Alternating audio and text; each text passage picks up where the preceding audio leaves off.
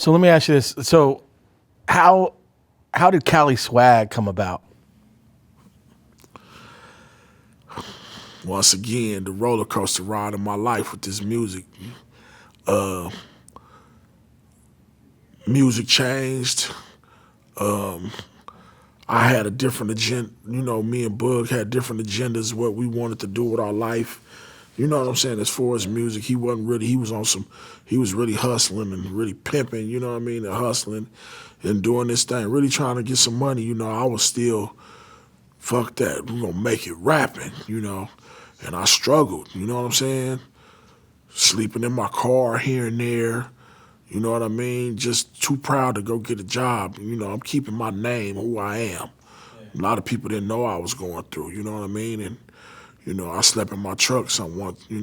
Sometime I got, doctor told me I almost died from carbon monoxide poisoning, you know? And then, you know, I just kept going, man, doing mixtapes and just doing my thing, you know? And I hooked up with DJ Quest and was doing my thing solo. You know, started doing different things, whatever. Then I met my boy Polly Rob. You know, we just recording stuff, you know what I mean? And I'd always been telling Wacko, like, look, man, you need to come help me with this music shit, you know? He like, yeah, bro, I'll get at you later, you know, whenever, you know what I mean? It's my own boy, you know? And then, you know, after a while, you know, I left and I went to Atlanta with El Dorado Red. He had a bright idea. I'm going wherever the bright ideas is. Mind you, I'm back staying with moms. Come out here to Atlanta, nigga. We're going to get at Jim. We're going to start Bird Gang West. This is when Jim Jones got Bird Gang going. And I'm like, all right, let's do it. We went out there, met Jim at a show, you know. He was with it or whatever, but I guess, you know, what we was doing, it was kind of conflicting what he had going on. You know, there's people like, well, what is this? These people promoting this and you know what I mean? So it really wasn't kind of working out the way we thought it was. And after a while, you know, me and Wacko, we chopping it up, whatever. He like, man, let's go find our own studio, start our own shit. You know, I'm like, shit, what we gonna call it? Wacko came up with the name Checkmate. You know, and it was all we partners in the company, but it was about me rapping. It was kind of like a Biggs and Jay or Dame situation, like, you know, and it was about me, you know what I mean? And we pushing, doing mixtapes, got Polly Rob in there. We got this little studio. We got a half-open, broke computer, a microphone in the closet. You know, it ain't even set up like no studio yet, but we recording. We got our own club, you know. And we just started building, man, and building. And we started trying to make some money to keep everything going. So we started a little after our little hole in the wall blood club called Lil Belize. The restaurant was Lil Belize, but that was, you know, we throwing parties, you know, bloods from everywhere, line wrapped around the corner, packing that motherfucker out. We making bread like a motherfucker, selling shake blunts, you know, the water leaves from the weed. Roll all them motherfuckers up, selling $5 hollers in there. We on, you know. We putting it together, but after a while, you know, Wacko started going through some different things. The money wasn't, you know, it was getting shady. You know what I'm saying? I had to go out and get sponsorship to stay at the studio, do different things, and I started looking at where music was. You know what I mean? And it wasn't in our favor over here, you know. And from coming from ground up. Where we was at right now with me solo, I'm getting older, you know what I mean? And I'm solo by myself now, you know what I mean? I could do it, but then I'm looking like I see what else is going on. So I throw a birthday party and I hired my boy Big B to DJ it. And he like, man, I'm telling you, wow, you gotta look into this shit, the jerkers, man, the jerk movement, man. They like skateboarders look like, but they not. They just like party crews, and it'd be 200 of them in a party, you know. I'm like, yeah. And so we, you know, like, yeah, this, you know, this is my little homie right here. He carrying the records. Little young nigga with dreadlocks. He carrying the records. It's Ty Dolla $ign. You know, he a part of it. They call it the Pushers. I'm like, yeah. So I started doing my research and really checking them out. I'm like, damn, it's a grip of these little motherfuckers. And he's like, man, they got these other crews, the city celebs, and then they got these dudes. And I'm looking like, and I had already had an idea, like, the Cali Swag District. It was just the name. You know what I mean? And I'm like, at first I had a weird-ass idea in my head. Matter of fact, it's going to be me. Maybe I put Polly Rob, see if I could get Joe. You know what I mean? He wasn't even Joe Moses then. He was just getting out of jail. He was Moses the God. You know what I mean? And I'm like, nah, that ain't going to work. That's crazy. And at the time, my homeboy Trick, he used to manage some young groups, and the group kind of situation, whatever they had going on, didn't work. So him and his partner, they started putting, money behind and getting studio time for one of their young partners. His name was Young. He was called Young G Money then. And for whatever reason, they financial situation didn't allow them to keep going with Young. But Young kept trying to do it on his own. He was working at Vons, getting his check on top of the liquor he was stealing out of there, selling it.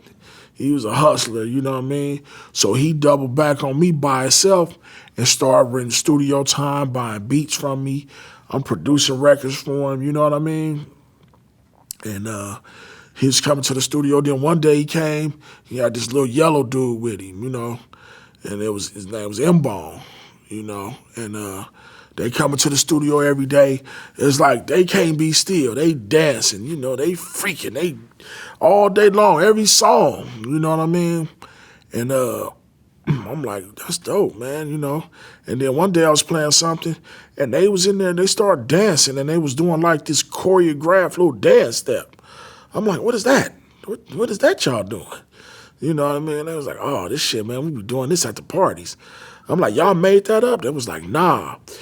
Because I'd asked Young, I'm like, well, you need to find out who the DJ, is. The young DJs that DJ all y'all parties, that's who gonna make your music pop. You need to get him, start hanging with him. He was like, well, that's this dude named DJ C Smooth. And I'm like, okay, and they told me about him. But then when they started doing the dance or whatever, and I asked him about it, it was like, yeah, he the one made this dance step up. I'm like, but he's the DJ. He's like, man, that nigga put the record on and let the record play and leave from behind the dance booth, the DJ booth, and get on the floor and start dancing, and everybody be doing it with him. I'm like, no shit? And I'm like, oh, that's hard. Bring him up here. So they come with him. So now I'm trying to find a way to get some records done. So I'm like, man, I'm going to put y'all on this record I'm making. I had a song was trying to pitch the DC Shoes, And I put him on it, but he didn't have no confidence. So when he first spit his verse, it was terrible. We working it out or whatever, and they're like, nah, man, M-Ball like, nah, big homie, we got another homie too that rap. His voice is different. You gotta hear him. You're not gonna understand it when you see him, but just give him a chance and listen to it. So the next day they come back with JR. And he like, what's up, big homie? He little bitty little nigga. And I'm like, he get to spit and he got this abstract ass flow, bars. I'm like, God damn, this little nigga hard. You know what I mean? And we chilling or whatever. And the shit is weird. I'm in like the little control room, the door's open. And they standing over, against the wall. And they all standing next to each other, leaning against the wall, like not intentionally. So now you got this high yellow dude, this dark-skinned dude, this little Asian-looking kid, and this red-faced, red-haired kid taller than everybody. And I'm looking at these little niggas, and I'm like, this is my fucking group. This is Cali Swag right here. This is Cali Swag District. And I'm like, man, y'all want to be a group? And they was like, fuck it. I'm like, nah, but we're going to make it kind of like how the Pushers is and bring all y'all friends and bring everybody. Let's turn this motherfucker up. So I started letting them have parties in the studio. What'd I do that for? I didn't know it was going to be like, man, Young charging $3 at the door. They got a line down Florence. All these little girls, I'm like, I'm foul up in here with all these little girls. Hey, big homie. I'm like, oh, I got to go. I got to get out of here. What the fuck? You gonna get me thrown in jail. Man, they partying and dancing. They partying their ass off. The homie come home. They have an idea, they go back and forth about the idea. So they create, it's all about teaching me how to the Dougie. And they come up with it. They talking about the dance because they was always doing the dance, and they start trying to make a beat, because Smooth and JR, they actually produced too. And it wasn't coming out right. So the homegirl Star that was up at the studio, she was like, let me try it. So she went in the studio and came out like, here, play this. And it, I'm like, damn. So they dancing, M-Bone is the life of it. So while the beat playing, he go to Dougie and just, without the, you know what I mean? Yeah. And we put the chorus together and, they had some little pieces of it. The homeboy Rod, he had some little pieces he wanted that we should say. We all kind of just pieced it together and came with the hook, man. And that song, once that song was done, they threw a kickback. That's how we test all the records. Throw a kickback and see if everybody gonna party to it. My nigga, they turned that record on at 10 o'clock at night. That part, they kickback was rocked off of one song to 3 o'clock in the morning, over and over and over again. More people coming, they aiming people, they more girls coming, more people coming. It's like a rave in this little motherfucking studio now. And I'm looking like, we fucking got a hit record. I'm calling Wacko, I'm telling you this shit on. Yeah, whatever, man, we need to be working on your shit. All right, I'm gonna show you. Man, he seen that shit and heard that record. He like, man, we gotta get this shit going. Listen here, I had $75 to my name. I put some gas in my homie truck, went and bought a case of bottled waters, and had a camera that I had took from a nigga. And we jumped out, and the Star had a camera. We came up with a couple of different locations, and we went and shot the original video of Teaching Me How to Dougie. Man, we shot that video. Then we hooked up with Randy and Stephen Roker Chris Roker from the school tour. And we started going around from high school to high school to high school. And it was turning the schools up. And every time it did it, we told the kids, like, make sure y'all check the YouTube out. Your school gonna be on our YouTube. We gonna shout y'all out. So they was like, yeah, all the kids going crazy. Man, we went from school to school. That record just started taking off. We counting the views. Because our whole thing is, like, we got to pass Tooted and Booted.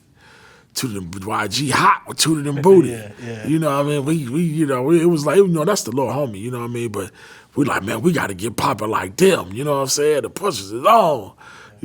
So next thing you know, the record just going and going. We going, I'm talking about every hour, it's thousands of views. It was weird. Like, you know how they be raising money on the telephones? Man, I swear by the next day, in 2 days, I think we was probably at like 10,000 views. You know what I mean? And that was a lot back then. In 2 days. And it just started going and going and going. And after a while, we just stopped paying attention. One day we looked up, that shit had 1 million views. Right. Yeah, so after a while, the record just taking off more and more. And once they played it on the radio, that was it, man. We ended up doing the deal with Capitol, and the rest is in the history books.